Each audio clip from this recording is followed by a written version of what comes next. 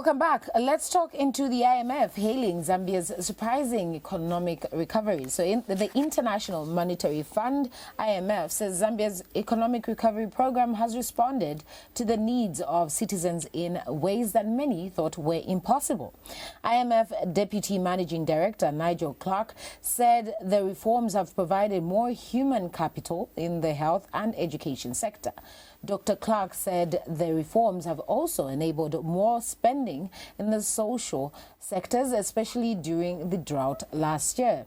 He said the reforms have further strengthened Zambia's macroeconomic fundamentals, and Dr. Clark says the most important factor behind the positive record is the commitment by the Zambian government shown in spearheading coordination to undertake the reforms. Now, he did say this when he met President Hakainde Hichilema at State House yesterday. Now, we speak more into this with an economist, Mr. Kelvin Chisanga, who is joining us in the studio. Welcome to the Diamond Breakfast. Always a pleasure to have you. Thank you so much, and good morning, dear viewers. Thank you. Getting into our discussion, let's start off with just understanding the significance in the IMF endorsing Zambia's economic recovery program. What does it mean for the country's economic credibility globally? Okay, so the beginning point is where we're coming from. Obviously, we had a very challenging, period, especially when we are looking at financial markets, which were faced with a lot of fatigue. And obviously, we understand that we went into defaults and we made a lot of bad remarks as far as credit rating is concerned. So IMF came in to iodize that effect, making sure that we have a credibility in terms of trying to approach our creditors.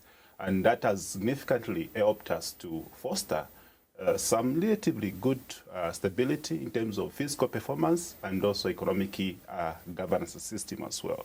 So now, coming back to your question in particular, the importance in all this, obviously, we have seen that we have made a very crucial progress in most of the key economic elements. And much to this also, as we have said, maybe even just following the statement there, we have seen how certain key economic factors have actually been anchored. If you were to look at the social protection measures that we actually went into, considering that last year was quite dramatic in terms of drought situation and challenge, that also signifies and testifies the commitment that we have seen, having that grip based on the national budget implementation process, and also even just in totality, the governance patterns and system which actually anchored the economic patterns. That's the more reason why we even went a step further to record a 4% growth in the economy. It's owing to the fact that we had some models that were quite resilient in all. And much to this also, putting money in education and health was quite critical in this. And what we have seen also on the table is that we still have the same resilient model which will be able to work out even this year. Considering that also the review has been made as a fifth time around this time, it's also an important point to say that this is marking a logical conclusion of the program, and we hope to see that this now remain a quite buoyant arrangement as we go about economic growth patterns. One of the key highlights that also he did touch on is the fact that one, and I'm speaking of IMF Deputy Managing Director Nigel Clark, Dr. Nigel Clark did touch on the fact that Zambia has had shocks, processes within that affected the economy in some way. COVID-19 is one of which coming from the background before even the drought, and then we have the drought. But of course, he has indicated that the economic reforms that the government has put in place, if we talk about Zambia's economic recovery program, obviously did touch on issues to do with citizens' needs at that time. But from your perspective as an economist, I wanna hear from you whether you feel that in terms of a long-term perspective of our economy now booming or growing, do you think some of these reforms that government is putting forward are speaking into something that might completely create a more financial enabling environment for the country to grow, to be able to pay its debt, to be able to make sure that it also meets the need of its citizens amid its challenges that are there? Okay, so the challenge that has been there is that Zambia has been faced with recurring, shocks. And much of what we can actually be able to see that there have been some different conditionalities that we have actually been faced with. Especially when you look into the COVID times, obviously maybe that could also have augmented our default as well, because we are quite vulnerable. Could even see that there was lockdown and all sort of things happened from that perspective, meaning the industrial activities were not taking force at full scale level. Obviously, yes. Again, also, we are also coming from different set of shocks that also happened even in the internal market. We had some situation in 2019. We could not fire up the economic engine because we were also looking at issues of sales tax. I'm sure if you may be able to remember from that perspective, and also the constraint measure around external factors where the credit rating was not actually speaking into growth projection. Now, if you are to look also into the 2021, we were actually in electoral cycle. And obviously, so many things that actually underpinned from that perspective. Coming into now the 2022, we managed to negotiate with the IMF, and that has now given a very good shape. So going by what we have seen in terms of policy reforms and a number of different interventions, I think we are standing on a very good platform, strong basement for us to actually see a rebound in the economic factors. I expect that we have also been able to face a energy situation. I think looking at the energy policy, grip that we are also putting in place in terms of reforms, those are also giving a quantifiable view that we should be able to see that we'll be able to record a significant, result from there. Again, the issue that we have persistently worked on the governance reforms as well, and also trying to work around key priority sectors that need to be anchored from that perspective. Education is one of the elements that we have seen having a very strong grip in terms of trying to build for the future, because if you go into free education, that also gives relief to say we should be able to see Zambia gravitating to industrial activities and many other aspects. Mind you, if you are to do a very proper arrangement around education, we can make good quality policies, because we are getting that quality education which should be able to expose us to a tested measure of policies. And not only that, also, even just when you look at the wealthy aspect, we can only talk of wealthy, new term wealth, if our system of health is actually anchored with that conducive grip that we should be able to speak of. So by essence, what I'm trying to say that putting more energy into healthy education and many other key sectors that we have actually been able to see under the IMF benchmark, it's what has been able now to give us that view to say we'll be able to record something better, because it's education, healthy, and even much more going by extension, tourism, agriculture, and many others. These are now seeing some reforms which are, holding up there to make sure that we can actually get something better as we go toward, maybe a medium term that we have put in Vision 2030.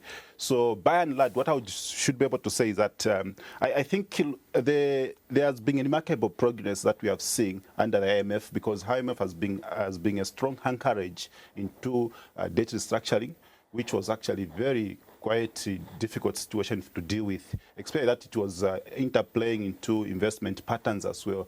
By the way, if we have a very bad rating credit system, we cannot even gravitate or attract investors who should be able to come and interplay into the economic structure of this country. But because there was that strong intervention, which is also coming from policy-backed up economic policies as well as financial aspect, that's why we have seen that Zambia now is stabilizing and cooling down some of the pressure that we should be able to see. Now, in terms of the external shocks that we experienced, I think these are the aspects that now we need to find a way of how we can model risk intervention measures so that we can actually sustain our economic projections. Now, Mr. Sanga, Dr. Clark also cited increased economic spending, and that's social spending actually during last year's drought. How do such fiscal decisions align with sound macroeconomic management, especially during a crisis? Yes, I mentioned we are faced with regarding external shocks. The drought challenge came in a way that we could not even anticipate it to be. And that is the reason why, if you are to look at even the IMF total package, was supposed to be around 1.4, 1.3 somewhere there, billion US dollars. But because of such external factors that came into play, we have extended a bit to about 1.7 billion in total. And this is what actually is playing out from there. So now, in terms of our budget implementation structure, we are now in such a way that we are flexible to actually extend into social protection. Because obviously, you cannot grow the economy when other people are extremely suffering. You cannot grow the economy when the other things are not working out well with the humanity, sense of life. It becomes quite difficult. So if you even extend the view of what really played out in last year's performance, we are talking of about almost like 6 million people actually in abject poverty because of the drought challenge. The issue of food insecurity was quite an important aspect that we should have actually been able to give that attention. And much more, we are looking at energy short supply deficit, which actually also made a number of other key factors that have actually played out in this case. So what I would say by this case is that there was an intervention in energy, and also there was an intervention in now social cash transfer as well. By extension, we even went to cash for work. I'm sure you've heard of that. So which came to an end last month. Yeah, so those are the elements that really played out from that perspective. So meaning the social protection aspect was extended even beyond the normal, formulas. Even when you look at the aspect to do with Fiscal, it's part of what we can also call as social interventions, which basically also helps to boost the productivity elements in agriculture. So what I would say that the empowerment schemes that the budget is allowing based on responding to aspect of social or external factors that we don't even plan in any way. Just like even this year, if we happen to have something that will be extraordinary in our planning, I think we can scale up the budget to or resources to tutor towards such kind of aspect. Yes. I want to jump on this because just recently we did see Zambia and India 335 million allocated to debt restructuring. Obviously, US dollars, that is, pardon me. What I want to get from you is your perspective about this deal that has been signed with the Zambian government with India in terms of restructuring the debt, but also in terms of what pain points we get to face as a country now, and how we can best resolve them quickly so they don't get even to a point where they can be worse. I know you have mentioned key sectors that we need to prioritize, but what maybe Zambia's economic recovery path should we lead on moving forward so we are consistently moving in that direction to be able to cushion these challenges that we are facing as a country?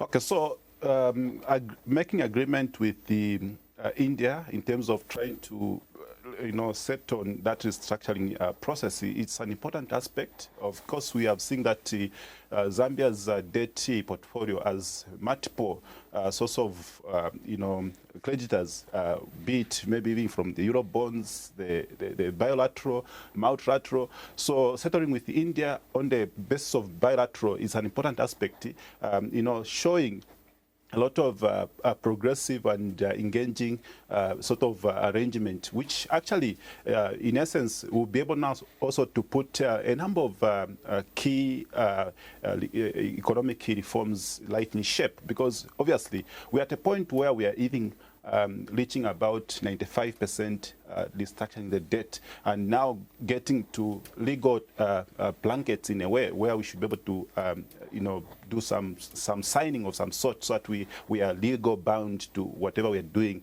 because it's a situation where we are trying to see that we are almost going to electrical cycle as well next year. So this has to be bound in such a that even when there can be, for example, it can be maybe a change of government, I'm just speaking from there, that program of restructuring should not be able to change.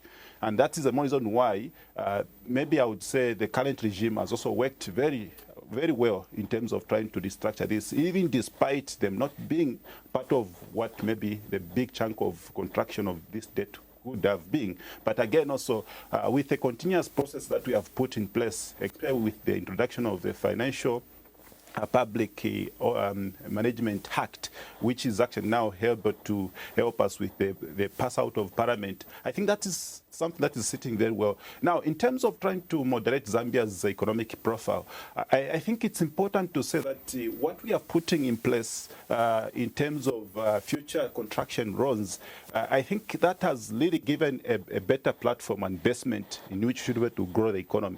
So in the medium term, we should be able to see that to be able to be sustainable in terms of physical and debt components. That now will be able even to help us even modulate a good governance pattern. And even when it comes to aspect of looking at anti-corruption aspects and many other governance elements, we'll be able to be light in shape. Meaning what we should be able to see is that we'll be able to see a more confident Zambian economy where we'll be able to have investors to interplay into some of the critical elements. What we have seen so far is that there has been a very good commitment from the mining sector, where the key stakeholders in the mining have actually been pumping in a lot of investment projects, which should be able to activate good results at the end of it all. And much to this also, we've seen also investment that is coming from manufacturing, coming from many others as well. And much to this also, we have seen also tourism boosting up from there. So the key reforms in terms of financial, economic, and governance, we are able to see that they are now working, despite even having the aspect of high cost of living in a way, because that is also an element which are now trying to address in a way. But again, can only come, of course, it's not something that can come overnight as we speak, to tackle completely from those perspectives. The only way we can boost and counteract or counterbalance the issues of high cost is when we have a very good environment within the key sectors. Oh, just quick one.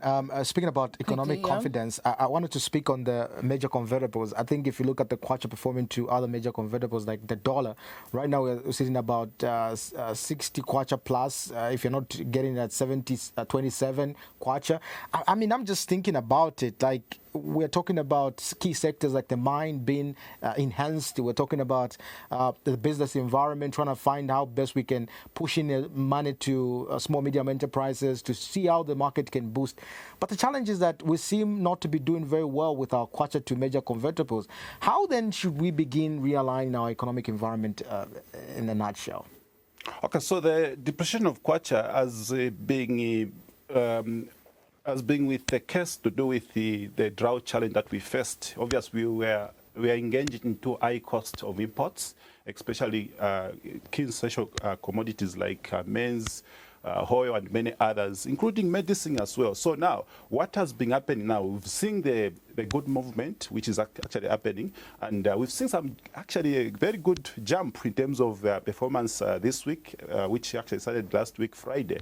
What has been taking place, of course, two elements here. One, there has been a very strong support of the central bank in terms of trying to make sure that the kwacha stabilize in a way. Maybe by essence that I can explain to say that supporting the kwacha based on the central bank intervention is not a sustainable means, but there are times where it could actually be justifiable based on certain environments that we are also facing. Then two, we've seen the participation of offshore players out there also offloading part of the liquidity in the market, meaning they are trying now to offload some dollars in the market. What basically plays out with the kwacha-dollar relationship is that if we see the kwacha is depreciating, it means we are having less supply of US dollars on the market. But when you start having enough supply in the market where the hard currency is in abundance, then we see the situation changes, and that is what we should be able to promote. And that is the reason why you've seen that there was some deliberation just since some few months ago, where Bank of Zambia was talking about trying to curb the use of dollars in the local market to actually, help save certain, effects that we should be able to see being cultivated from that perspective. So what we see basically happening is that even the mining sector also sometimes it performs very well. We should be able to see the immediate result as well. And as we see, the mining sector has been moderated, meaning we've got few less effects here and there. And very soon we should be able to see that we'll be able to control the forex market from that perspective. The more we actually see the kwacha appreciating, the more also we are working out some good fundamentals, one on fuel as well as the inflation, because the biggest component of inflation is actually directed from exchange market. So if we have the moderation that is taking place in the kwacha appreciation, then it means we're also controlling certain other factors, especially those that are critically important from the import side of things. But as we see right now, we'll be able to see the kwacha, performing this good performance with a larger portion of appreciating, whilst also losing some nominal factors as well from there. And this only be able to work out as we see even this period of harvest, because what we are seeing in the sense here is that harvest is also playing a part. We've got a bumper harvest here for that good matter, and this is what actually is now getting to have some of these elements as a strong buoyant performing in this direction. All right.